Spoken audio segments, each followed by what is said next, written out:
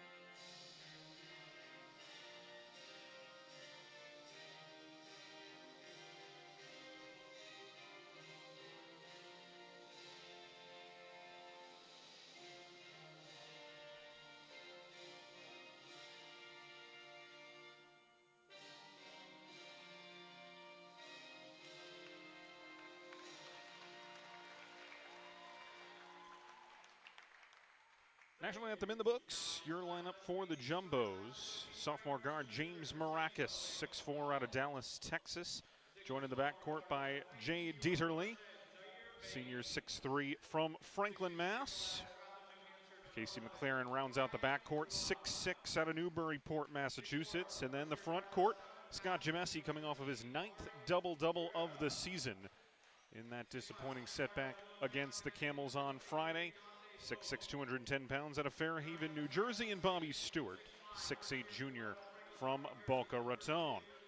Kai Champion, as always, will come off the bench, but he plays the lion's share of the minutes in that sixth-man role. And good feed inside to Gemesi, trying to tie the game against the Camels, but a running layup with just about 8.5 seconds left stood up. Connecticut College led for 99% of that game Friday night. Led by 9 with 3.5 to play. Tufts rallied, tied it up with inside of a minute to go. But a second chance opportunity cost the Jumbos in just their third home game of the season. They've played a lot of games in the Boston area, but this is only their fourth time here in front of the home faithful. Both teams went west to take on SCIAC opposition over the Christmas break. This Tufts team lost to Cal Lutheran, defeated Claremont Mudd Scripps out of the SCIAC. Meanwhile, Emmanuel also went west over the Christmas break, took on UT Dallas. Not out of the SCIAC, but that was something hosted by Caltech. So both teams back here in the greater Boston area. Both teams led by third-year head coaches as well. Brandon Linton in his third year in charge of the Jumbos. Winner of an NCAA tournament game last year, but higher aspirations this year. Mentioned 5th ranked, at least as of the last polls. Probably will drop a couple of spots due to their loss against the Camels, but want no further damage, as it is a very tight NESCAC this year. Trinity College undefeated. Those teams will meet in the final game of the season in early February. Emmanuel, meanwhile, has also started Great Northeast Athletic Conference play 1-1, but they have not played here in 2024. Tufts wins the opening tip. We are underway here from Medford. Man-to-man defense set up by Emmanuel, who are wearing the dark black uniforms, trimmed in gold. Emmanuel in cursive writing across the chest. Tufts in their home gray uniforms, blue trim and blue numbers with the Jumbo logo across the chest. Little regather and tucked in by Scott Gemesi. The sophomore gets us underway. 2-0 Jumbos, 30 seconds into the ball game. Dante Pope gives it off on the left-hand side. Zaire Baines, 3 double-digit scores apiece for either side, but all eyes are going to be on Pope on the offensive end for Emmanuel, as forced up through traffic. Second chance for Maracas, gets it out for a 3-pointer, and a second chance effort goes down for Casey McLaren. Quick 5 for the Jumbos as Zaire Baines dribbles with the right hand, shadowed in the man-to-man by Maracas. Swung around to Pope, who goes right to the rack, tries to spin it off the window, no dice, and taken down by the Jumbos once again as they try and counter. Crossover dribble, splits 2 defenders, draws contact. The yellow-shoed James Maracas draws the contact, our first foul of the ball game. Baseline trigger for the Jumbos. Stewart hands off McLaren, feeds inside, hanging and dishing and scoring. Good little pass. Picks up Bobby Stewart. 3 buckets and 3 possessions from 3 different players for Tufts. That's the way they want to play. They do have the 3 double-digit per game scorers, but they are very balanced on the offensive end.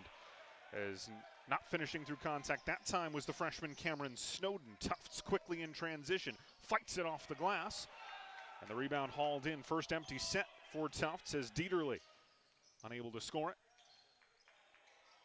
Guerrier comes down with the rebound. Swung into the corner. Half court set. Baines thought about it. Gets it to Pope inside. Kicks cross court. Dribbling through the painted area. Now kick to the wing. Baines hangs, dishes. Snowden finishes with 3 on the timer.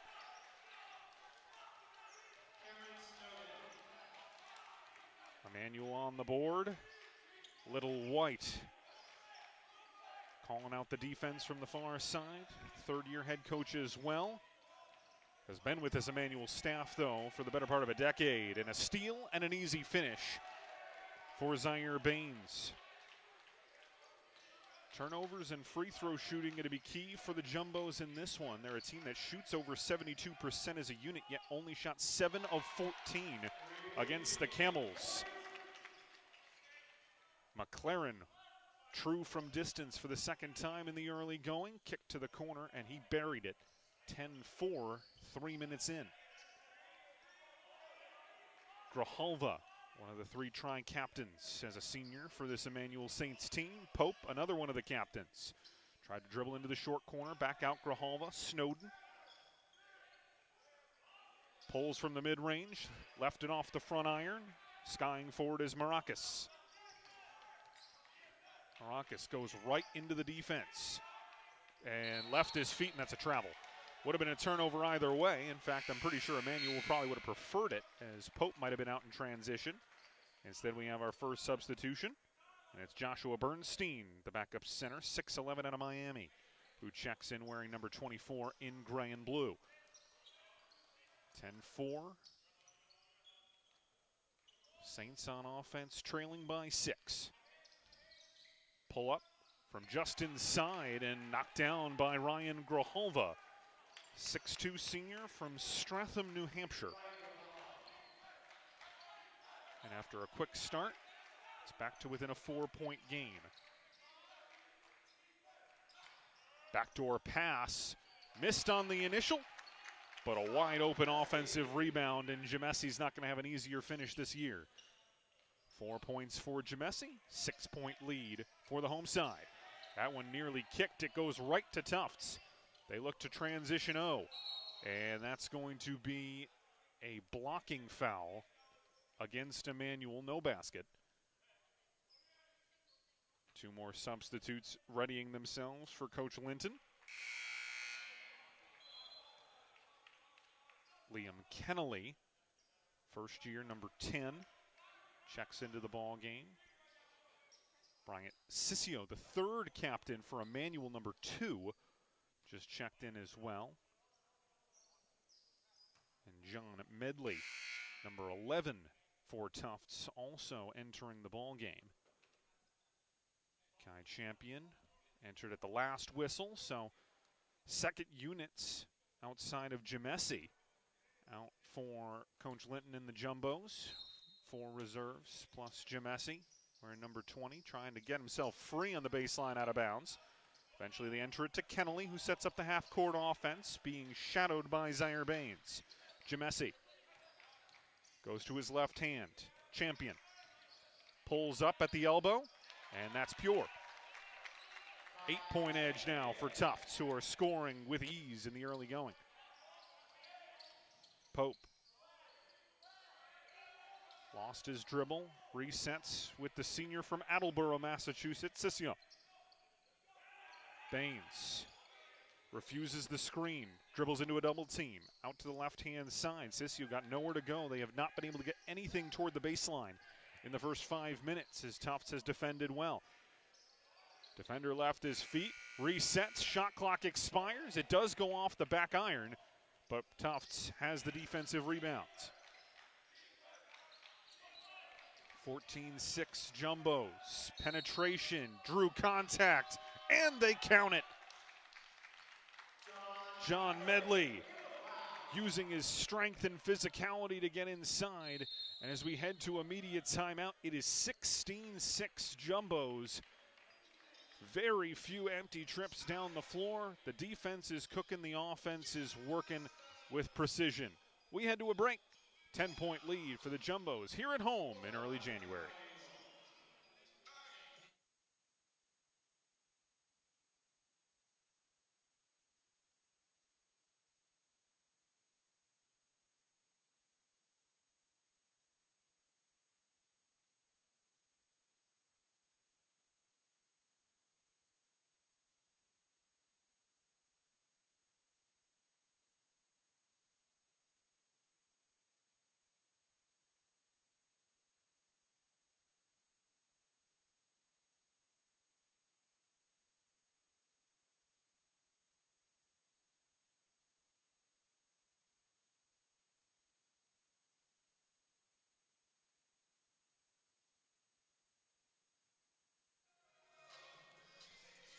.45 to play in first half of just the 4th home game of the season for Tufts, and then they go right back on the road next weekend for what is a very difficult 2-game trip. Travel west, down the Mass Pike to take on Amherst College on Friday night at 7, and then you have a haul between Friday night and Saturday morning to get out toward Clinton, New York to take on Hamilton in a 3 o'clock tip on Saturday. Life in the NESCAC, not easy. There's nothing glamorous about the road trips in the D3 ranks. No charter flights, no trips to warm confines in the month of January. No, they got that in December when they flew out to Southern California. But 7 o'clock in Mass, 3 o'clock in the middle of New York.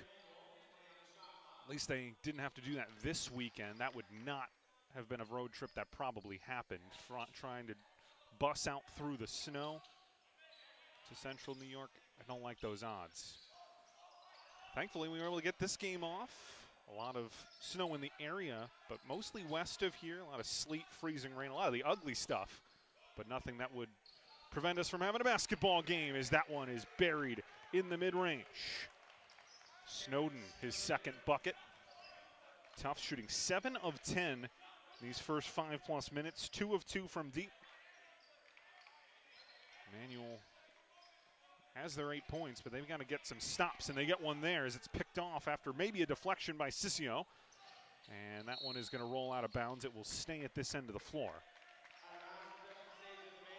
Meanwhile, Emmanuel 4 of 9, only taken 1 3. Grijalva missed it. But the big thing mentioned, there's been so few empty trips, just 1 rebound in the entire game so far for the Saints. Snowden tried to feed toward that left-hand corner, but the big right paw of John Medley knocked it out of play. Tufts had no problems with against the Camels. They were plus 18 on the boards, keeping them in the contests, and they are now plus 10. You heard me, plus 10 in 8 minutes in the rebounding battle. Jamesi, the main culprit of that, but it's 12-2 in rebounds in favor of Tufts. And when you're plus 10 on the boards, it's no coincidence that you're plus 10 on the scoreboard. They're not missing a lot of shots, and anything that they're missing, they are corralling. 3 on the way. Short. Goes right back to the initial shooter. That's Baudette coming off the bench. Goes for the mid-range this time, and with 2 defenders closing in, swishes it down. Noah Baudette, the first year from Norwood, Mass. Makes it 21-13. Still in the 2-3 zone are the Saints. And they get beat down low. Backdoor pass. Who else? It's Jamesi again. But a nice feed as they got it into that area around the free throw line. That's how you beat the 2-3 zone. Get it to the free throw line, and Stewart and Jamesi connect for an easy finish inside. Left-hand dribble. Tough shot by Zaire Baines. Gets nothing but backboard. And now looking to counter is Dieterle. Gets to the rim and finishes, and that's a timeout by Little White. And he has really no choice. 25-13. 9 minutes into the contest, as Tufts shooting 10 of 17, but it's really the fact that they're plus 9 on the rebounds, 13-4. Jamesi is already in double figures. He's got 10 on 4 of 4 shooting from the field, 2 of 3 from the line. I mentioned his 5 rebounds, 2 assists, and a block. He's the lone starter that has played the full 9 minutes for Tufts, and when you're playing that well, why take him out? Tufts has already 5 offensive rebounds, 8 on the defensive glass. They have turned the ball over 3 times to Emmanuel's just 1. But points in the paint, 14-2. That's courtesy of just getting to the rack, finishing either in transition or on those second chance efforts. As Emmanuel coming off of their first timeout. Actually, they called that first one as well, so they're down to 4 for the remainder of the contest, but they needed to take one as Guerrier gets it to Baudette. Pope. Good defense by Kind Champion as Tufts has been in the man-to-man throughout. Drag back dribble. Pope again catches, swarmed, double team, but finds the open man. Shot clock was down inside of 5, but a nice feed to a wide open Mahari Guerrier. First year from Stoughton. Attended BC High in downtown Boston, or just south of it. Kick to the wing. 3 on the way from Champion. That's off the mark. And it's Guerrier who comes down with it. They hit Pope in transition, and he is on the board. Always have to be aware of where he is. It doesn't matter if it's just a transition 3. If he is open, and even if he's not necessarily so open, he will shoot. Mentioned 19+ points per game for the dynamic scorer for the Saints. Just like that, it's down to 7 again. Much more high-scoring contest than Friday night, which was a game that finished in the 50s. Here, Tufts is already at 25, and we still have 10 minutes to go in the first half. Pope, that's a travel. He's looking around, but he dragged that right pivot foot. And it is a turnover for Emmanuel. This is their final non-conference game as well. Saints will get back into GNAC play after this one. Right side, Dieterle finds his man in the short post and left it off the front iron. Casey McLaren, who's hit a couple of threes in this game, but first miss from inside the arc. Sissia to Jacob Williams, newly into the game, sophomore center from Chittenden, Vermont. And there is a whistle and a reach-in foul. It's going to be whistled against Quinn Kane. Tufts has already played 10 players in this contest. Nothing that we're not used to seeing from Coach Linton. Kick to the corner, Sissio, catch and fire, yes. And that's what Emmanuel can do. They can score a lot quickly because of their ability to shoot the three. And they're back within 4. Good timeout called by Little White. His team has come out and played a lot better on both ends of the floor in these first few possessions since. Trap at the free throw arc. That one is going to be last off of a jumbo and out of bounds. Dieterle got swarmed, lost it. And Jamesi comes right back into the game. He was out for a grand total of 2 minutes. Things started to go south, and he's back into the contest. Sissio, shortest man on the court, walks it into the front court. Gets it to Williams, duck inside, and good patience. Defender caught on his heels, couldn't go up to try and block it, and Mahara Guerrier makes this a 2-point basketball game with 8:14 to play in the first half. 3, rattles in and out, tapped around, taken down by the big man, Joshua Bernstein. Kick to the side, another chance for second chance points. Almost another offensive rebound. It'll stay at this end of the floor. Pope trying to box out Jamesi. Did so, but then it went last off of him and out of play. Baseline out of bounds to trigger. Dieterle goes deep to Jamesi. Maracus pivots, turns out of it. Wing thought about hoisting from distance, did not. Again, dribbling into traffic. That's twice Maracus dribbled into it, and this time couldn't get out of it. That one finished through contact. Jamesi whistled for it. And finishing with the and one is Noah Baudet. And just like that, Emmanuel can take their first lead. Largest lead of this game was 25-13 with 11:09 to go. And not 4 minutes have passed. And Emmanuel has put together what is currently a 12-0 run. And that is good. And Emmanuel takes the lead. The defense going to that zone. Got them back into it. Now they're back into a man-to-man. Maracus swinging it around the perimeter. It's Champion.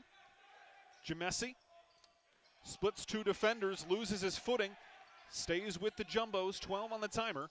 And that one in the mid-range, that's the second time Champion has had that smooth touch from 12 to 14 out. Baudet leaves Jamesi on the floor. They swing it around. Sissio calling for it. Good closeout, though, from Champion. Tufts up by 1. Baudet on the curl. Gets to the tin and then whacked away. Both Jamesi and Bernstein were both there to send it into the side. 10 seconds on the shot clock for Emmanuel. And the timeout is called by the Jumbos. 6:58 to play. We'll take a quick 60-second pause. And when we come back, it's a 1-point game between Tufts and Emmanuel on this Sunday in Medford.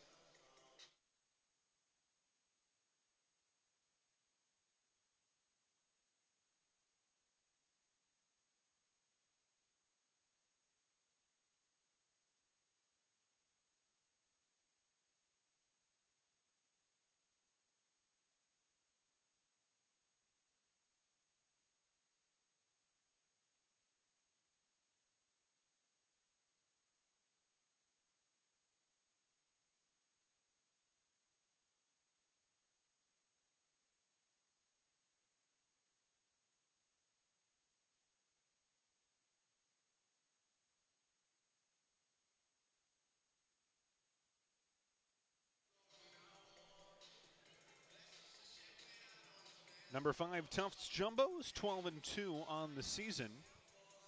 Leading the 5-7 Emmanuel College Saints 27-26 with 6:58 to play in this first half. Mason Stelf on the call here from beautiful Cousins Gymnasium, historic Cousins Gymnasium, which is approaching a century here in Medford.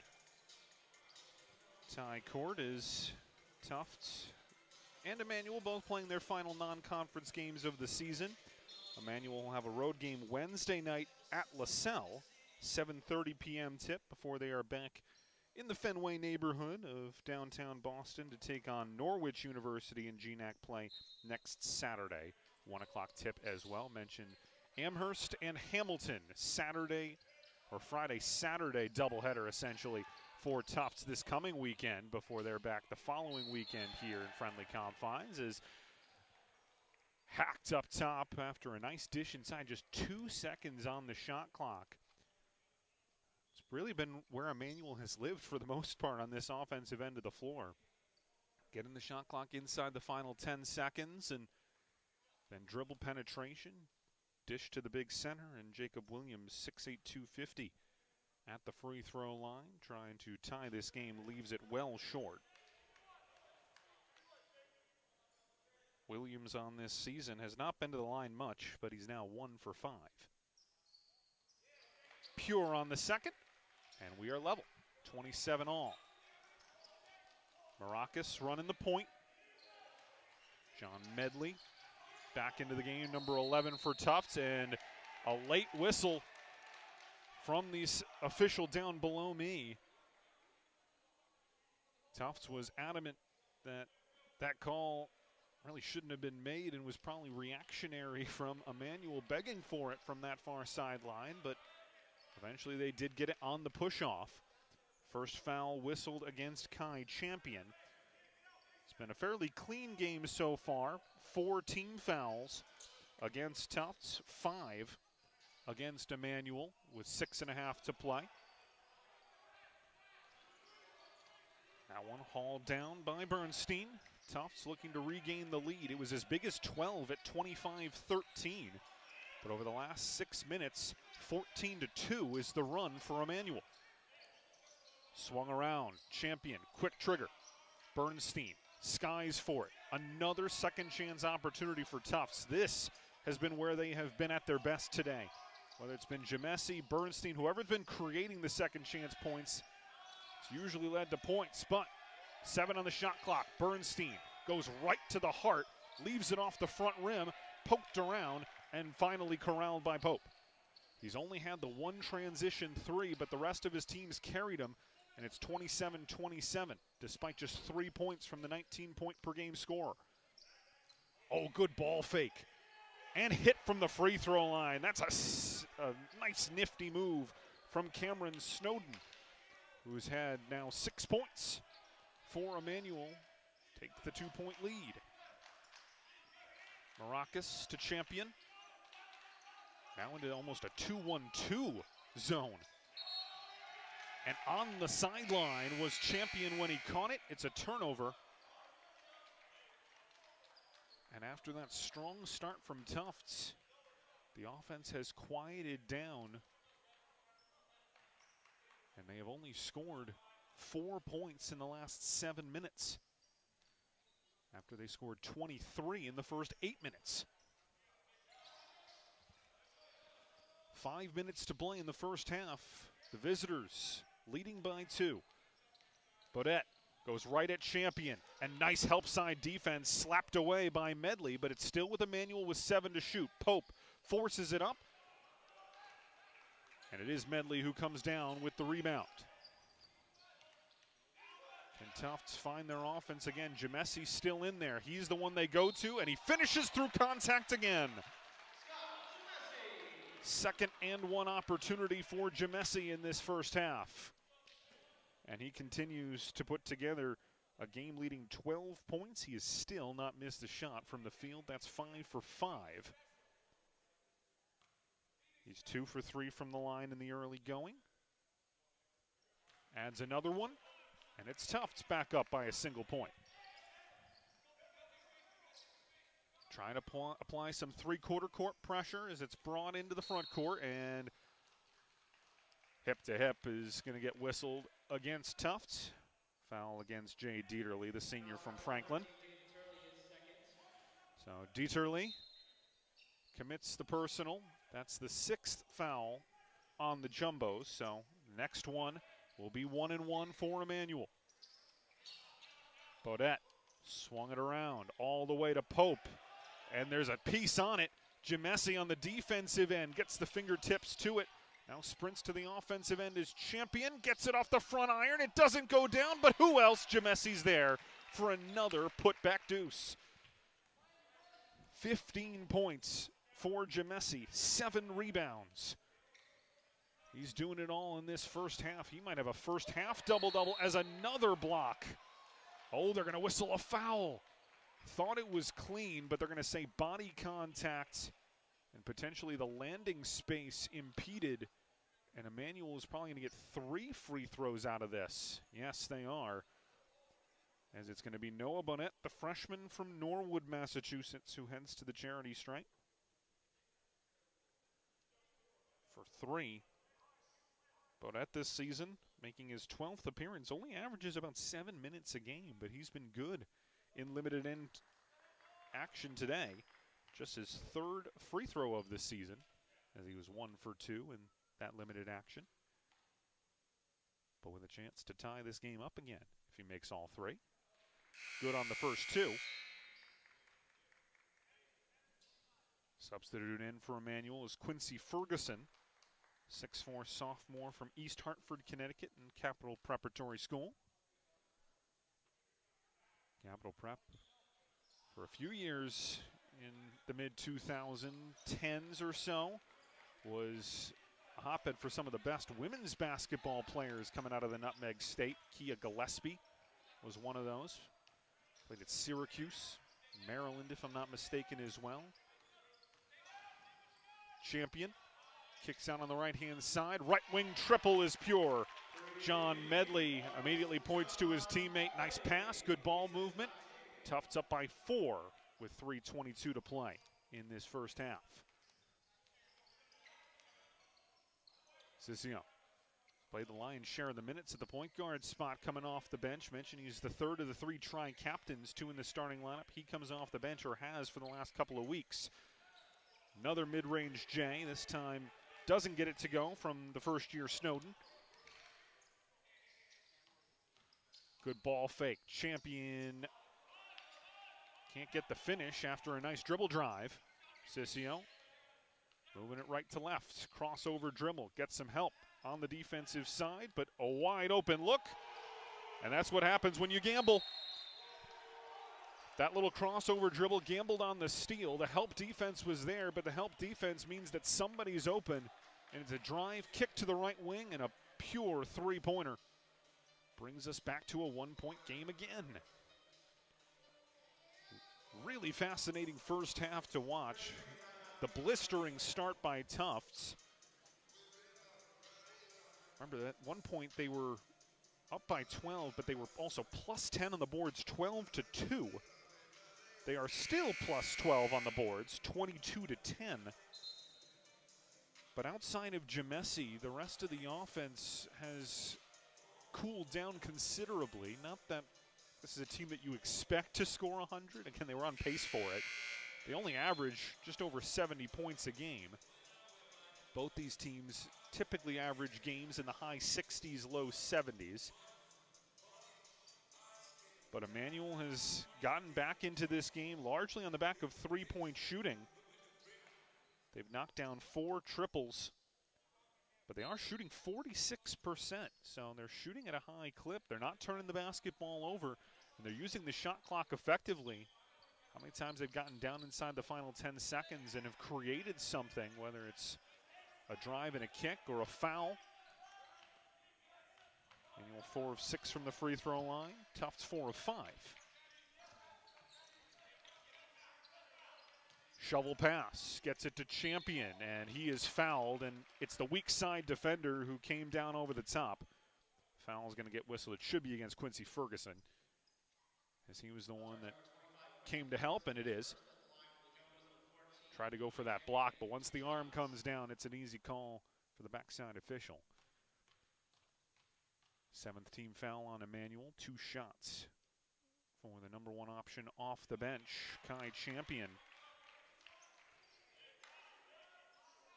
He's come off the bench in all 14 games, but he actually averages the 3rd most minutes on the team behind Jamesi and Dieterle. Missed the first free throw. No problem with the second on the season. He had been a 74% free throw shooter. As a team, Tufts shooting 72% from the line. But they're not a team that gets there a ton. But it was that 7 of 14 that really stood out in the game against Connecticut College on Friday. That is a 2-point game when you shoot 50% from the line. It's usually the first thing that a coach will circle on the box score. 2 seconds on the shot clock to get it off. They do not. And again, good defense from Tufts, and this time there was no dribble penetration for Emmanuel to get that drive and kick. Jumbos will have the basketball. Minute 45 to play in this first half, leading by 2 in a game that we expected to be close, but after the start, you wondered if Tufts was just going to run away with it and use their physicality and size inside. For the most part, this young man has, but Emmanuel's hung in there and went on their lengthy run to cut this game down to a single possession. They will have a chance to tie or take the lead once again. Gurrier holds up the play, finds Sissio. Pope out of the basketball game right now, but they're trying to get him back in at the next whistle. Shot clock down to 12, but it's taken away. Good poke tap, and Tufts in transition. Finger rolled home by Dieterle. 38-34, inside of a minute to go in this first half. Fast moving. Tufts still just the 16 fouls. Trying to go with the backdoor cut, but good recovery dribble. As sprinting back and tapping it out of play, Casey McLaren. 51.1 on this first half clock, 17 seconds on the shot. Baseline trigger, Pope back into the game, back into the corner, senior to senior for 3. Sissio from Pope. Pope's still just the 3 transition points. But the answer from the other end as Champion. 2-second difference between shot and game clock. Let's see if Emmanuel tries to take it all the way down to take almost the final shot. Pope, Champion face guarding him, finds Sissio. 10 seconds on the shot clock for Emmanuel. They got to move. Calling for the screen. They get it from Snowden. Didn't actually make contact, and that one's thrown out of bounds. They had the man in the corner, but Gurrier couldn't corral it, and Tufts will have 5.5 seconds to get this final shot off. See if Emmanuel tries to apply any pressure. Otherwise, they can just roll this one forward. They do. Champion picks it up with 5. Sends everybody through, dribbles inside, takes the shot and knocks it down. Fadeaway J goes, and it's a 6-point lead for Tufts heading into the halftime break. Good play by Champion. Sent everybody away, a little bit of a clear out, left-hand dribble inside the arc, and he faded and hit. As the buzzer sounded, no doubt that the shot was good, and that will take us to halftime with a 43-37 lead for the Tufts Jumbos, who led it by as many as 12, then went down by 2 in the later stages of the first half before closing on a little bit of a run. Champion, the 3 in transition, and then the buzzer beater to make it a 6-point lead, 43-37 as we hit the break. We'll take a pause, and when we come back, we'll give you some stats and reaction and get you ready for second half here from Cousins Gymnasium in Medford. It's Tufts 43 and Emmanuel 37. We'll be right back.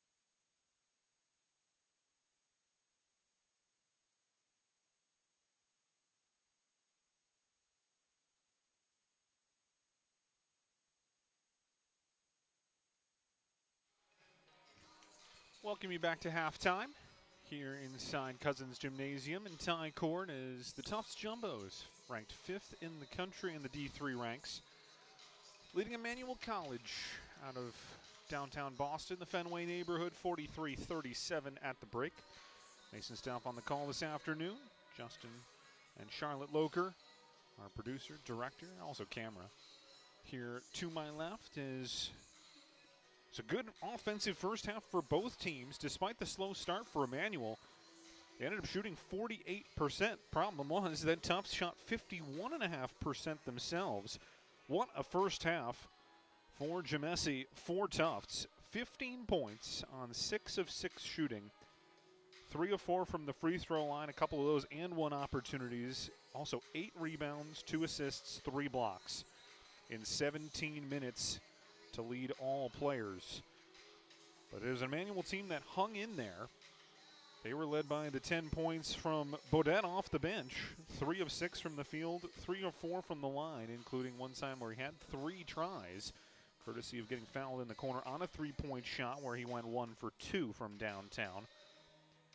But as a team, Tufts shooting 17 of 33, mentioned 51.5%, 4 of 12 from deep, 5 of 7 from the line. Out-rebounding Emmanuel 22-11, but it was basically all even in the rebounding column after the first 8 minutes, because that was when Tufts was up 12-2 in the rebounding battle, and then things evened out.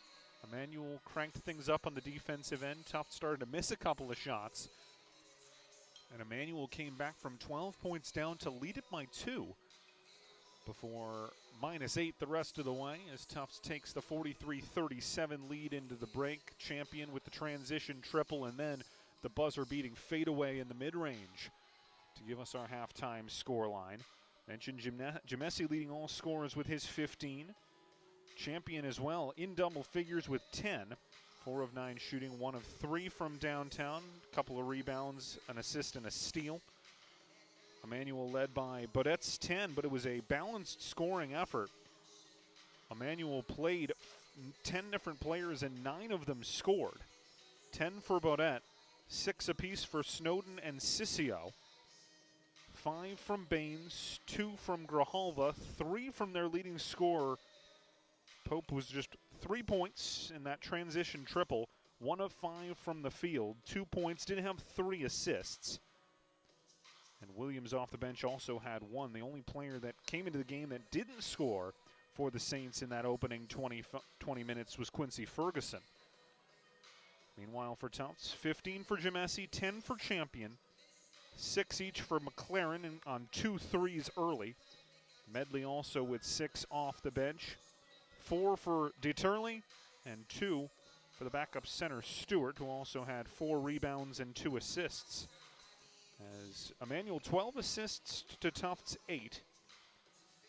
3 steals in that opening 20 minutes for the Saints, 2 for the Jumbos, 4 blocks for the home side, 3 for the visitors. As we take a look around the NESCAC, it's still very early, but right now, 3 teams undefeated at 2-0. The undefeated Trinity team that these teams will meet in the final game of the regular season between Tufts and Trinity, but we will see when the next rankings come out. Trinity was ranked 8 behind Tufts 5, but with Tufts falling to Connecticut College, will those 2 teams flip-flop in the national polls? Trinity, Wesleyan, and Williams starting the season 2-0 in NESCAC play. Connecticut College also unbeaten, just the 1 game, though, against Tufts on Friday night. Hamilton and Middlebury 1-1 to start. Amherst at 0-2. Bowdoin, Colby also 0-2.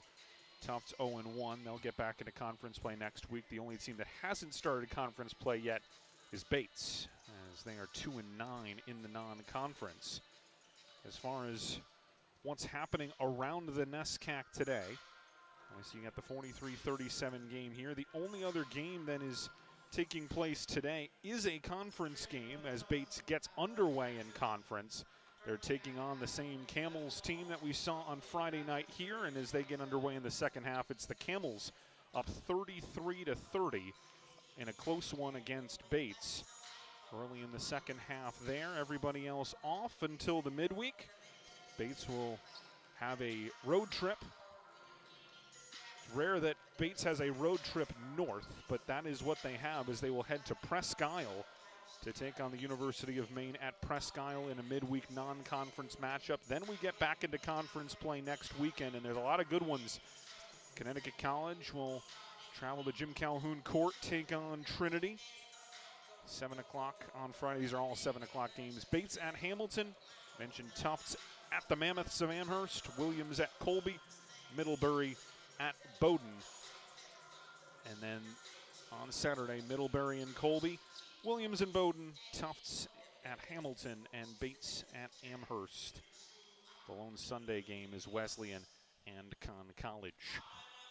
About 2 minutes to go until we get this one back underway. Things that need to change? Well, not much, you'd say. Obviously, Emmanuel wants to play the way they played for kind of the 8 to 10 minutes in the middle of that second half. They started slow, they finished slow. But everything in the middle was very good. They just need to get Dante Pope rolling. Despite only being down by 6, you don't expect that if he stays on 3 points, they're going to be in a great place come game's end. They just need to find a way to get him open and rolling. Easier said than done, as he has really been face guarded. They've put Deterly on him, they've put Champion on him. But good scorers have to find ways to score, and if they're not scoring, to contribute in other ways. He does have those 3 assists, couple of rebounds. But he is the focal point of that offense. 1,000-plus point scorer. Just need to get him going. And for Tufts, obviously you're going to need to continue to feed Jamesi, having himself a potential career day in what has already been an outstanding season. Crazy to think he's just a sophomore, but he has been everywhere, both the offensive and defensive end. Got a couple of blocks to go along with his perfect day from the field. Just 2 rebounds away from what would be his 10th double-double of the season in just 15 games. But can the supporting cast between him and Champion, they do have more than half of the Tufts points in that first half. This is a balanced offensive attack. You'd like it to be a little bit more balanced and get a couple more players in on the action, as it's been Emmanuel rather than Tufts that has had the more balanced scoring attack. Mentioned 9 out of 10 players for Emmanuel getting in the scoring column in that first half. But the final 5 points of that frame going to Tufts, all courtesy of Champion. Finishing 3 of their last 4 from the field, including that buzzer-beating fadeaway from the left side of the mid-range. So it's 43-37. 5th-ranked Tufts Jumbos leading the Emmanuel College Saints. These schools separated by just 5 miles, 8 miles as you drive it, because you have to go a little bit east, go through the tunnel, over the bridge to come here to Medford, but 5 miles as the crow flies. And yet, Tufts and Emmanuel have never met on the basketball court before today. Mentioned that Tufts has really taken the entire tour of Boston in the non-conference, as they went to Endicott, played Emerson, played Suffolk, MIT, UMass Boston, WPI, Clark, UMass Dartmouth. Obviously that's not in Boston, but they've been everywhere, and yet these 2 teams have never met before. As we are underway, Emmanuel attacking the basket to our right with the basketball here. Black uniforms, gold and blue trim. It is a very subtle but very slick blue trim, as Dante Pope, just 1 field goal in the first half, goes right to work and gets on the board early in the second to cut the lead down to 4. And now some 3-quarter court pressure as Tufts in their home gray uniforms, Jumbo logo emblazoned across the chest, blue numbers front and back with blue trim around those classic Tufts jerseys. Attacking the basket to our left, goes to work, and Jamesi wanted the pass, and it was sent right through him by Bobby Stewart. Teams going with their starting rotations: Baines, Grijalva, Guerrier, Pope, and Snowden for Emmanuel. Maracas, Deterly, Jamesi, Stewart, McLaren for Tufts. Pope Dribbles in, Snowden just inside 3. Old-fashioned game for Cameron Snowden. A lot of people would say, well, got to get him to step 2 feet back and get the 3 instead of the 2. Nope, if you can knock down the mid-range, it is such a dangerous weapon. That said, the 3 is a very potent weapon in 2024, and Maracas knocks one down to restore a 4-point lead, 46-42. Pope. Grijalva. Didn't see a lot of Grijalva in that first half as Sissio played the lion's share of the minutes at the point guard spot coming off the bench. But those are the 3 captains, Pope, Grijalva, and Sissio. Baines. Snowden again. Got nothing but net, but not the way you want it. As it tickles the twine below the rim. Out of bounds for an air ball. 2 minutes gone, second half. 4-point lead for the Jumbos, trying to avoid a second consecutive setback on their home floor to unranked opposition. Outside, dribbling inside, DeTurley didn't even think about the 3, instead goes dribble trying to penetration. Maracas does the same on the left-hand dribble. Now the 3's on the way with 5 on the shot clock. Second chance effort blown, third chance effort, and it's another putback for Scott Gemesi. 9th rebound, continues his perfect day from the field. Now that said, his shot chart is just a giant red bubble right around the basket. And one on the other end, Dante Pope with the left hand off the window and in. This has kind of been how this game has gone. Looks like Tufts is going to create some separation, and then Emmanuel, when they've needed a basket, has had it every single time. Lead is cut to 5 again, and Pope, after just 3 points in the first half, has 4 points in the opening 2 minutes and change in the second.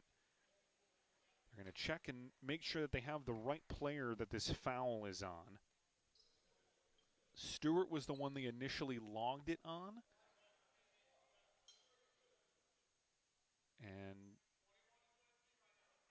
I think they're just making sure that it is on Stewart. No changes announced over the public address system, so it's 48-43. Stewart's first foul. And Pope, a 70% free throw shooter, misses it off the left-hand side, rolled right now. Old-fashioned three-point play not converted. Lead is 5. Champion off the right rim, another putback. For the first time, it feels like it's not Gemesi, it's Casey McLaren, who hit 2 threes in that first half, but now gets the putback and makes the lead 7 for the Jumbos. Guerrier trying to get the backdoor cut.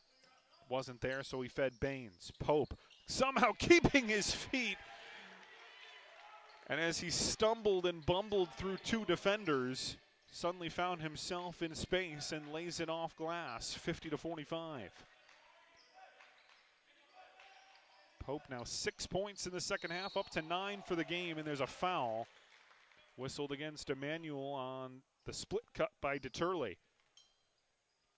That's the 3rd foul on Grijalva. That was part of the reason that Sissio played so much in that first half, but he was also very effective, as that one just will not stay down. Bernstein returns in place of Stewart for Tufts. Emmanuel not going to their bench, at least not yet, despite the 3 fouls and still 16 and a half to go. They leave Grijalva in there. So far in this game, he hasn't played much. 2 points on 1 of 3 shooting, but the 3 fouls in 11 minutes. And that's a foul as Snowden used his body. There was plenty of hand-on-ball contact, but when it came down right along the arm of Cameron Snowden, been impressed by this young man's game. First year out of Franklin Park, New Jersey. Mentioned just the nice touch in the mid-range. Averaging 24 minutes and about 6.5 points, but you can see that he's got beautiful touch. He's an 80+% free throw shooter. Came in 80% on the mark. Goes 2 for 2 There is something that I really like about a young big who can shoot free throws reliably. Seems like a lost art today. The big itself feels like a lost art, and he's a good old-fashioned big that can hit the mid-range and hit free throws. In transition, Dante Pope. And again, a 7-point lead down to 2 in the blink of an eye. Genesi on the outside. 3 on the way. Off the back rim and in by J.D. Turley. 54-49. Emmanuel player hits the deck. That was Grijalva who took the body blow. Kick to the outside. Snowden in the mid-range. Boy, he has got the 16-footer down to a science. Lead back to a single possession again. Champion, hounded by Baines. Man-to-man defense. Both teams have been in the man-to-man throughout this second half, although we have seen Emmanuel go to a 2-3 zone. Another 3 as DeTurley, back-to-back possessions, cashes in. He's into double figures. He's got 11, 2 triples in quick succession. Grijalva, not a lot of movement this possession for Emmanuel, so he goes baseline. Snowden again, this time doesn't go. Grijalva is fouled. I think they're going to get McLaren for this one. And worth noting, it was a fairly clean first half. We had just 13 team fouls.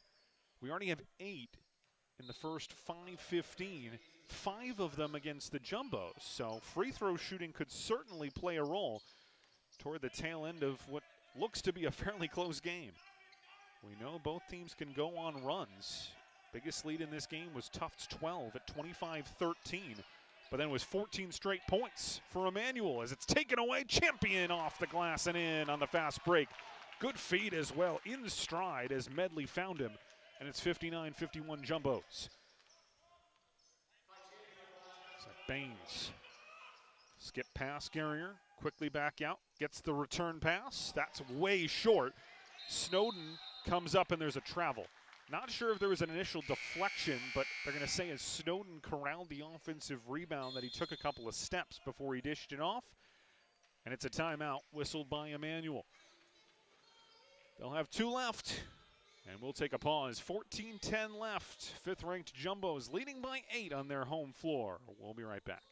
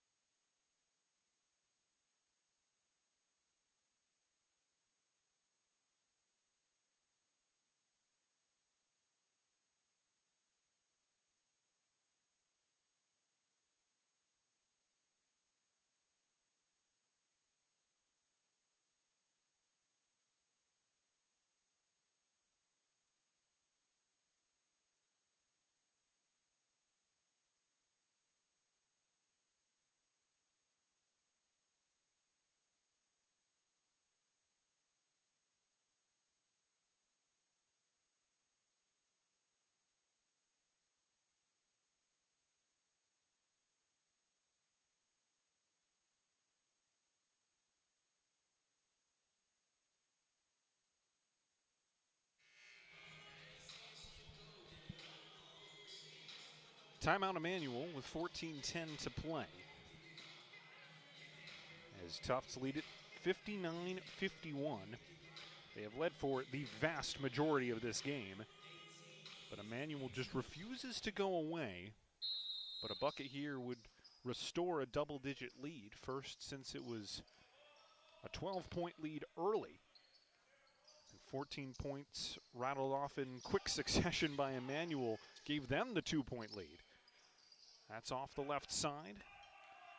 On the 3-point attempt by John Medley. Defensive rebound for Emmanuel. And they set up their half-court offense. Now a little bit of a zone being applied, and they pick it apart. As Cameron Snowden, again, making the smart play, the little duck inside for an easy finish. Now they have to be aware that Deturley's hit a couple of threes, so they close out quickly. And an offensive foul is whistled against the big man, Joshua Bernstein. Second foul on Bernstein, and that is the 6th team foul, or should I say 4th team foul, pardon me, on Tufts. Saw the timeout number, not the foul number. So 4th team foul on the Jumbos, just 1 on Emmanuel. It's not been as foul prone as I had led you to believe. I apologize. Pass again, Snowden, and that is a foul. Hit him with his knee, that's how high. Then John Medley jumped, but caught Snowden on his way through, almost as if you were trying to jump over the offensive line to block a field goal. And Snowden, again, showing his fundamentals. Good catch, little pump fake. Uses his eyes and his head more than he uses anything else to send the defender flying. And now heads to the line where, again, he is 80+%.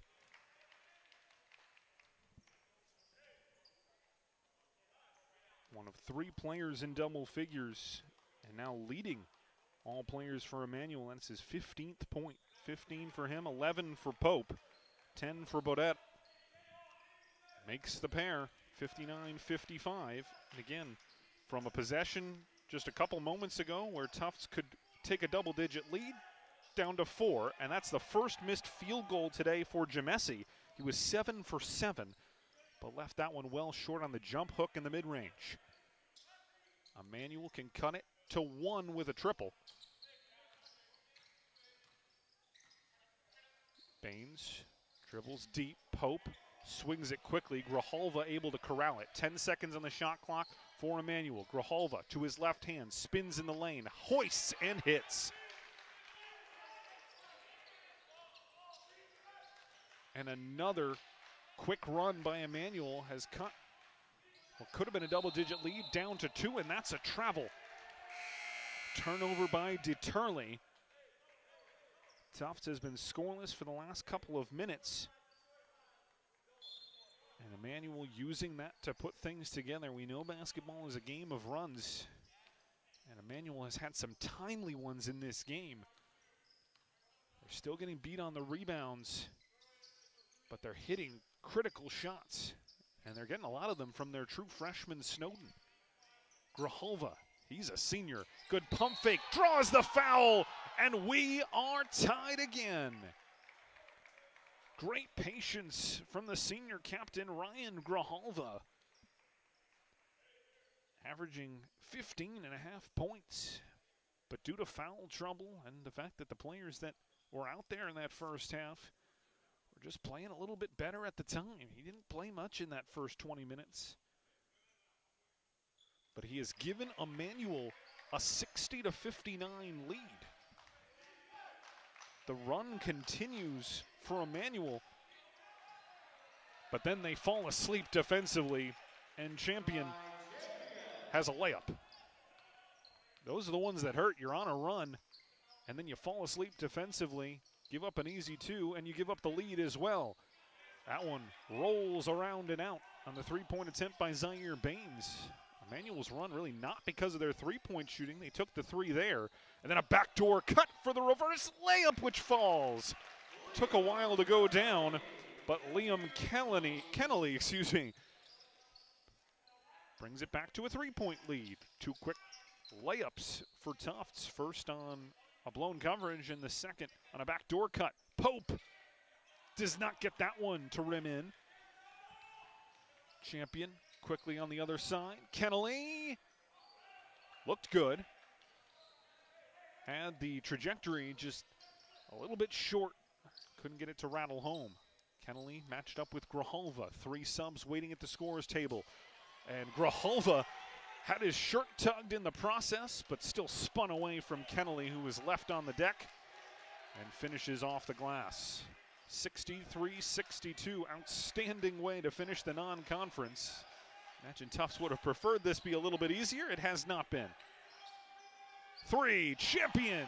Ball was knocked away, but Champion, right place, right time, buries one. And a quick timeout called by the Jumbos. They had 5, so might as well call it here. They are up to 6 team fouls, though, now, the Jumbos, so they're going to have to be careful as a good free throw shooting unit so far for Emmanuel.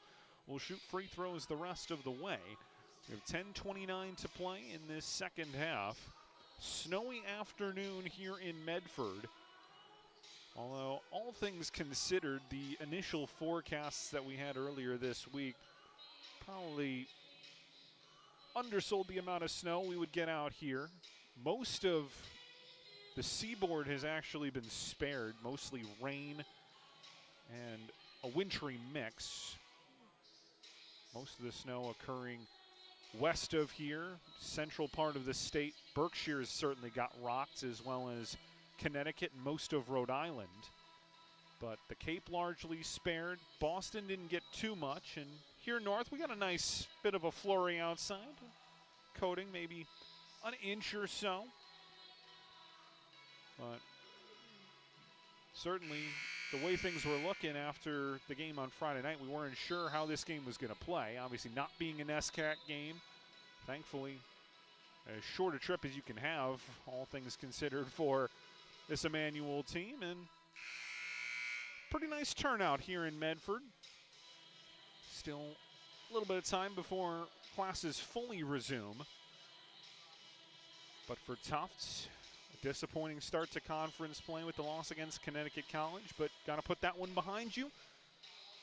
Try and win this one and then get ready for what, as I said, is a very difficult road trip, not just because of the teams that you face, but the times in which you face them. You play Amherst College 7 o'clock on Friday night, and then have to continue on to Central New York, pretty close to Syracuse, to take on Hamilton 3 o'clock on Saturday. There is little to no time to turn things around between those 2 road games, and then you'll be back in friendly confines the following weekend to start off NESCAC play, at least as the home slate is concerned. Back underway. Emmanuel down by 4. They took the slender lead, and they cut the deficit back down to 2.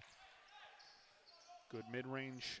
The mid-range game for Emmanuel has been their bread and butter in the second half. This time it was Grijalva who scored on the 12-foot J. Handoff, and Maracas is fouled. Bryant Sissio whistled for it. Just the second team foul on Emmanuel in this second half, and just the first on the captain Sissio.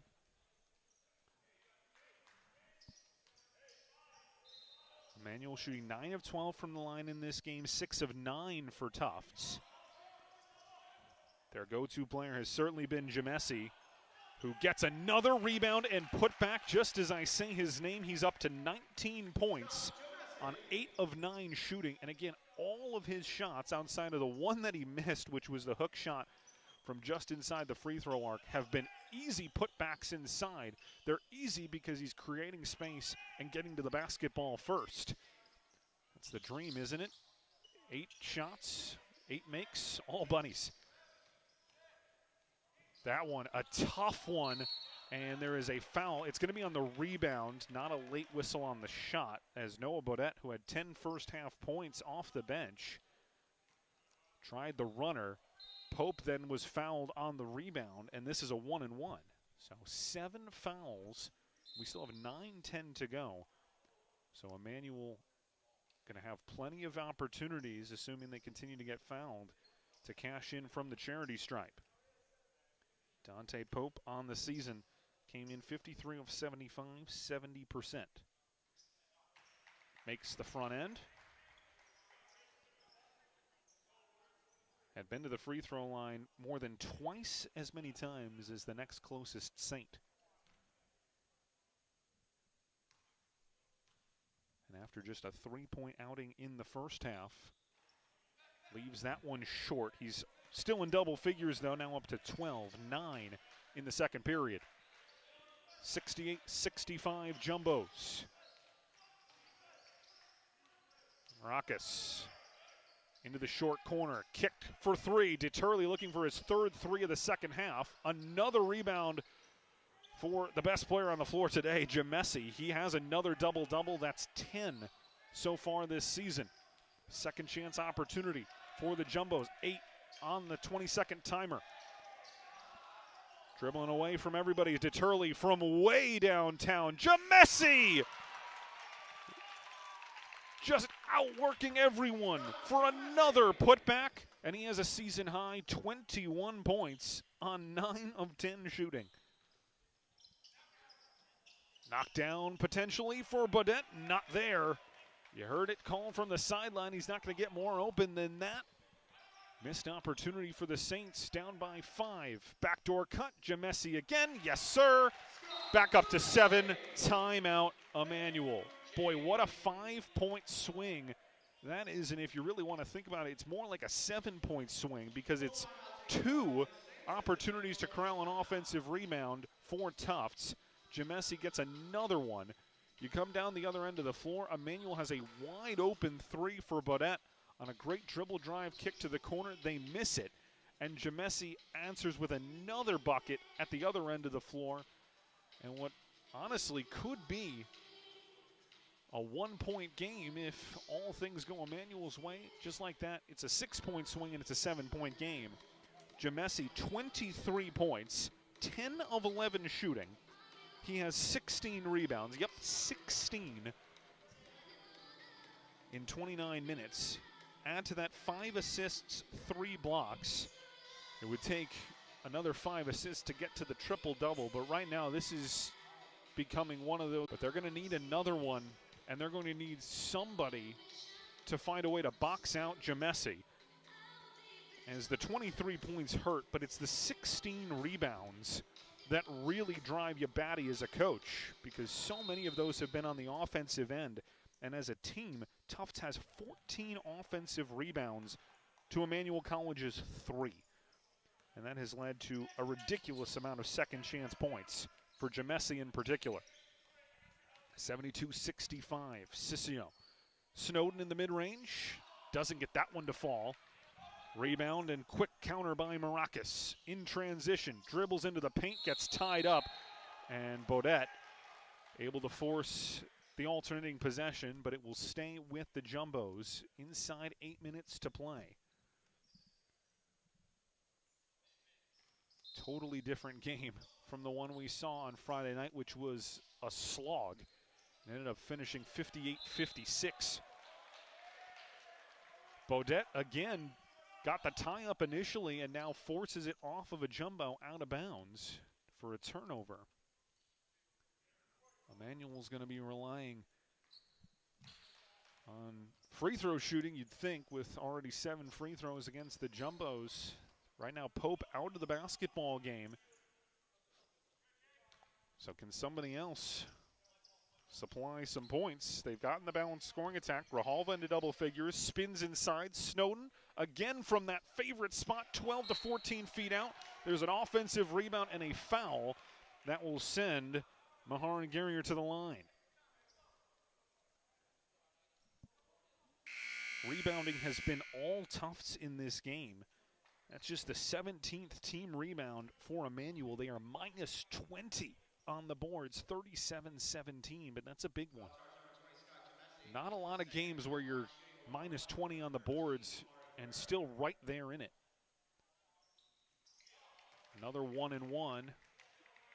Pope split the pair last time. This time it's Guerrier who hits the front end and will have a chance to make them both.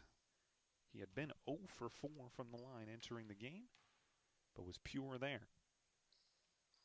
And cashes both. Back to a 5-point game. Biggest lead in this game was 12. Had that lead with 11:09 to play in the first half, did the Jumbos, and then 14-0 run followed for Emmanuel as champion. Just continues to find his way to the rack. Great move to get past the defender, and no help defense was there. Snowden is fouled. They're going to call Turley for it. It's the 9th foul on Tufts, so now it'll be double bonus for here on out. It's 9-2 in the foul column, as Emmanuel has really gone away from the three-point arc and is focused on trying to batter and bruise inside. And it's led to the huge foul discrepancy. You wouldn't say that it's been anything that the officials have done, because you have to be honest, most of Tufts' points have been either easy layups or putbacks from Jamesi. Hasn't been a lot of contact. It's a 5-point game with 6:45 to go in regulation. Tufts has led for just about the entirety, but Emmanuel has never gone away as Jamesi gets blocked off the backboard. Great pass initially, but better blocked by Guerrier. Godet resets Guerrier. Man-to-man defense set up by the Jumbos. Sissio splits two defenders, kicks to a wide-open three-point shooter, and it rims in and out, and a foul will be going Jumbo's way. Noah Baudet has had two great looks for three in the last few minutes, first in that corner, and then this one, the drive and kick from Sissio, just unable to finish it. Would have made this a 2-point game. Champion. Defender behind him, we know that he can dribble drive. Fades at the free throw line, doesn't get the roll. And Snowden able to tap it away from Jamesi into the hands of Baudet. Sissio tries to send his man through. A lot of contact on the pick. Snowden looking for the spot up. Instead, Baudet dribbles right into traffic, but he created the contact, so no foul, and then a block from behind. Good play as Medley came up with the swat. Bodies fly all over the place. It's going to be a Emmanuel ball, but they'll only have 7 seconds to get off a shot. Wondering when they'd bring Pope back into the game, and here he comes. Dante Pope replaces Noah Baudet. It'll be Sissio to trigger out of bounds. Still plenty of time in this game, but it feels like an important possession. High trigger to Pope, who catches, then throws it behind. Everybody falling all over the place. They only got 2 seconds to get it off, and Sissio doesn't know. That's a shot clock violation, even though the shot went down. And Tufts' defense holds. Good pressure out by midcourt.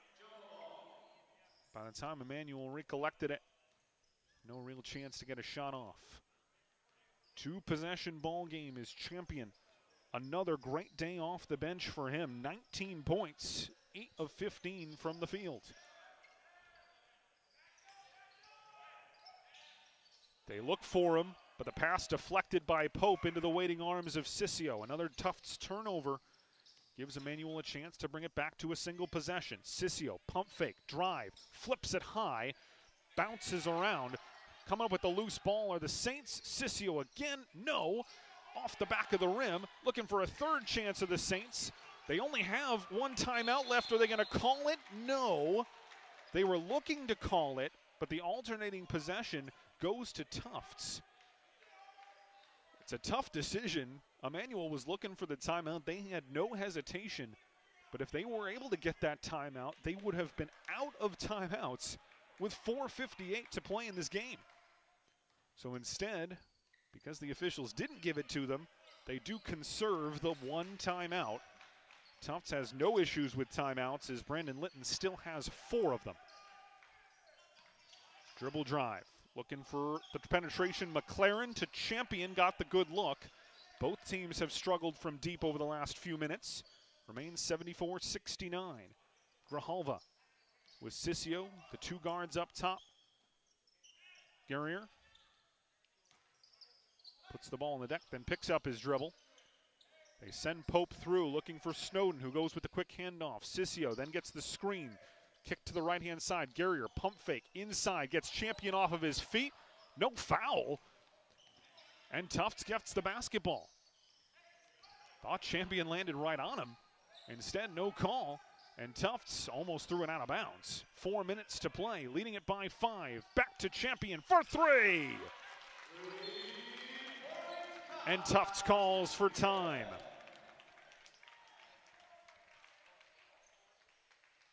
For the most point in this game, it had been Emmanuel who had hit the timely shots to stay in it. But Champion now over the 20-point threshold. He's got 22 of them. It's his 3rd 3, and it's his biggest of the night.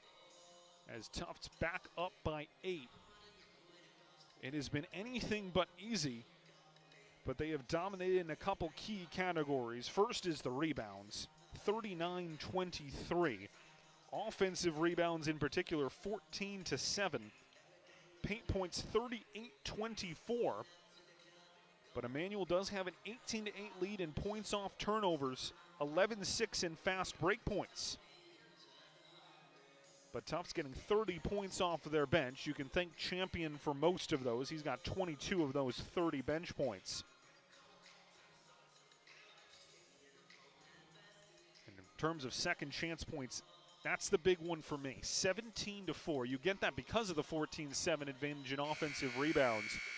But Jamesi has absolutely owned the offensive glass. Of his 23 points, pretty sure only about 6 of them have been off the initial chance that Tufts has gotten the possession. 3 of them are from free throws, but I wouldn't be surprised if 14, or maybe I'll say 12. 12 of those 14 points have come off of second chances that he has created on the offensive glass. That is killer for Tufts, as they have rode him for most of this game to carry them to a victory. Going to be interesting to see where the pollsters have the Jumbos in the next poll coming out early in the week. The Connecticut College defeat should drop them a little bit, but there's no doubt that this is one of the top 10 teams in the country, and Jamesi a big reason why. But there is another undefeated team in the NESCAC in Trinity that would like to be ranked higher than their Jumbo rivals. 4th jump ball we've seen in the last few minutes. Will stay at this end of the floor. Emmanuel down by 8, really needing a bucket to get it back within a couple of possessions. Baseline trigger, 10 seconds on the shot clock. Pope is open, shoots the 3, and hits the 3. Champion was late closing out, and a huge bucket for Emmanuel. Brings the deficit back within 2 possessions. 77-72. Off the dribble, DeTurley finds Jamesi, left it off the front iron. And Emmanuel, it just will not get down by double digits again. They were down by 12, but every time it's been somewhere between 7 and 8, they have responded. Another 3, swatted, trying to get the offensive rebound, but it's picked up and slowed down by Stewart. And Champion will walk it up the floor inside the final 3 minutes in a 5-point game. Tufts had not been home in a long time, but these fans have been treated to 2 outstanding basketball games of different varieties. 1 defensive, 1 offensive this weekend. Hoping to get a victory out of the 2. Pope, bounce pass up to Grijalva, backs in on Champion, who then hoists, and it's left off the front rim. And another rebound. Feels like most of them have been on the offensive end, but this time it's defensive for Jamesi. 23-17 for Jamesi. Elbow kick to the 3-point arc. That would have been potentially a dagger blow, but it rattles in and out. Grijalva off the bounce, tried the acrobatic shot, and there's a foul. I believe they're going to get Bobby Stewart for it, and Grijalva going to have 2 free throws to potentially cut the deficit to 3. The 3rd foul on Stewart. Foul trouble really not a factor at this point in the game. Nobody has 4. Medley, DeTurley, and now Stewart each have 3, but nobody has 4. Grijalva, the only Saint that has 3 fouls. But of course, Tufts has only drawn 3 team fouls on Emmanuel in this second half. Getting to the point where free throws are obviously going to be key, and if Emmanuel does have to foul in these next 2 minutes, they're going to have a lot to give. Right now they have 3 fouls to give before Tufts would be shooting free throws. So obviously you don't want to foul a lot during the course of a game, but you actually wonder if a couple more fouls would be good for them when time becomes a major factor, as it is here. Pope tried to grab. He did grab, but just fighting through it anyway and scoring off the glass is Casey McLaren, the lead back to 5. Good battle through the contact. Didn't just try and draw the foul, even though there obviously was one, but still finished. Back to a 2-possession game. Grijalva trying to spin on Champion. That is a tough shot, and he made it anyway. That is a very difficult shot. Skying it off the glass and barely touches the netting as it falls through. 65 seconds to play in regulation in a 3-point game. Tufts has led basically throughout, but has never been able to put the Saints away. A missed 3-pointer is rebounded by Grijalva inside of a minute. 2 will cut it to 1. A 3-pointer will tie this game at 79. Final non-conference game of the season, down to the wire. It's not a 3, but it might become one. Dante Pope has the ball nestle itself on the rim, take its sweet time, and then fall in. And Emmanuel College can tie this game again inside of a minute. An outstanding basketball game. Both teams giving it their all. You can see the talent on both sides on full display. But Emmanuel, in the epitome of bend, don't break. They have been down by 12 and battled back. They have been down by 8 and battled back. They have been down by 9 and battled back. And they are a Dante Pope free throw away from tying this basketball game at 79, which would mean 39 minutes plus, and it's a start over. 40 seconds to close out the non-conference slate. There's no reason to believe that 42 seconds might be all we need either. But Tufts will be back here in a couple of weeks. Amherst and Hamilton next weekend, then it'll be Bates in just a lone Saturday game 2 weeks from, I'll say yesterday, 3 o'clock tip on Saturday the 20th. That'll be the longest remaining homestand, the longest homestand of the season for Tufts, as they will have Bates 2 Saturdays from now, and then Williams and Middlebury the following weekend. Short conference schedule, of course. You only play everybody once. So they'll be at Colby and at Bowdoin the first weekend of February, and then wrap up the regular season in just 1 month's time against Wesleyan and against the current undefeated Trinity College team.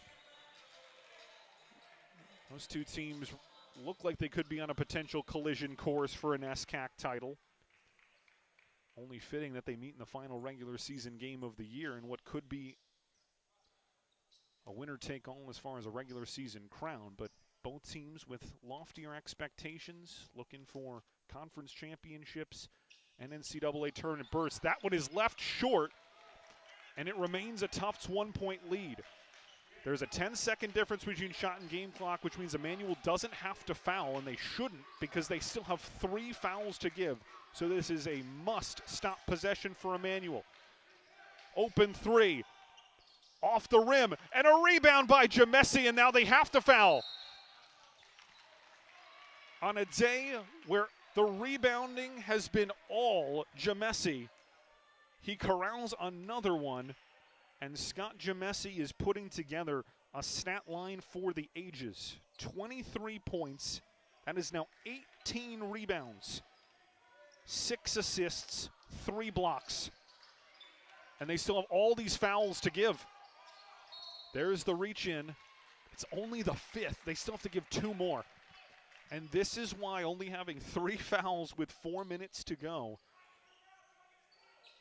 is difficult to navigate when you're trailing in a basketball game, because you get to this point and there's going to be about 6-7 seconds that are going to get burned off the clock because you have all these fouls to give. It's tough to think about it that far out. You can when you're up here, but in the heat of a moment, it's tough as a coach to say, all right, let's give 1 or 2 fouls with 3-4 minutes to go. But Emmanuel just didn't foul at any point in this second half. It's a good thing until it's not. It's rarely a bad thing, but it is in this very unique circumstance when you have all these fouls to give. So a timeout is called. Both teams have 1 left. Next one will put Tufts at the free throw line for 1-1. And of course, the biggest thing in the free throw scenarios late in the game is, can you corral a rebound? If Emmanuel could, they would put 4 guys to try and box out Jamesi. Can't obviously do that, and so it's going to be up to a couple of players to try and box out a player that has absolutely owned the glass tonight. Both offensive and defensive, he has been an animal. 23 points, 18 rebounds, 6 assists, 3 blocks. Those are Wilt Chamberlain stats. There's the foul. Will send Jay Deturley to the line for a 1-1. Deturley today has been to the line once, split a pair of free throws, 1 for 2. On the season, Deturley has been to the line 20 times, and he's made 19 of them. His only miss was today. He came in 18 of 18. Obviously a make here, still a 1-possession game, and it is. 3-point lead. Emmanuel has 1 timeout left. Do they go for the 3? They go for the timeout first, and with 9 seconds left and now no timeouts, you feel like you must go for 3. If this was the women's game where you could advance the basketball, you could have tried to preserve that timeout, go to the rack, score quickly, but not in the men's game. So you use the timeout here. And now with 9 seconds left, and a team in Tufts, particularly Deturley, that doesn't miss free throws, you have to draw something up for 3. Emmanuel not sending anyone. Oh, there it is. I was wondering if they were going to send Beaudet to the scorer's table. Now he comes into the game. So Beaudet is going to check in for Mahari Guerrier, and that's basically the universal sign that they're looking for a 3. Team on the season in Emmanuel that has only shot 30% as a team from downtown. Today, they are 6 of 16. Sissio has hit a pair of 3s, and then 1 each for Baines, Guerrier, who just checked out of the game, Pope, and Beaudet. Beaudet has had 2 great looks at 3 in this second half and just rimmed out both of them.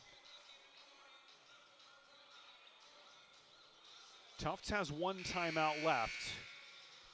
Their options are obviously twofold. You could call it now after you see what Emmanuel sets up, or you hold on to it in the event that you have to trigger a baseline out of bounds and can't get the basketball in.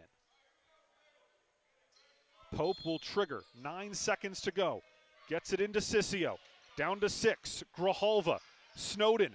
He's not the 3-point shooter. They got to go. They got 2, and it's out of Pope's hands, out of play, and Tufts just needs to get this basketball in bounds, and they will win this basketball game. Just 7/10 left. See if they throw the ball down court, just get a touch to it. They throw it in, the catch is there, and that is the game. An outstanding way to wrap up non-conference play, and Tufts able to sweat it out on the back of Scott Jamesi's 23 points, 18 rebounds, 6 assists, and 3 blocks. An all-world kind of day, and he's just a sophomore. We've seen some impressive performances. It's his 10th double-double, but it's way more than that. As Tufts improves on the season to 13-2, and they will resume NESCAC play next weekend against Amherst on Friday night, Hamilton on Saturday afternoon. Emmanuel, meanwhile, falling to 5-8. They will get back into GNAC play where they are 1-1 next weekend as well. They have a midweek matchup with LaSalle before they are home next weekend to take on some GNAC opponents, as they were led by the 18 points of the freshman Snowden. 18 points, part of 4 different players for Emmanuel College who finished in double figures. Tufts also got 4 in double figures. The 23 for Jamesi leading the way, 22 for Champion, 13 for Deterley, including the icing free throws, and 10 for McLaren. So we will see you in a couple of weeks back here inside Cousins Gymnasium. School will be back in session, and NESCAC play will kick off, at least in terms of the home games, in 2 weeks' time. Until then, we will say goodbye here from Cousins Gymnasium. For Justin Locher, Charlotte Locher, and everyone else here at Tufts University, my name is Mason Stauff saying so long from Medford, your final score. In this final non-conference game, it's the Tufts Jumbos 81 and the Emmanuel College Saints 78. Have a wonderful rest of your weekend, everybody. We'll see you next time.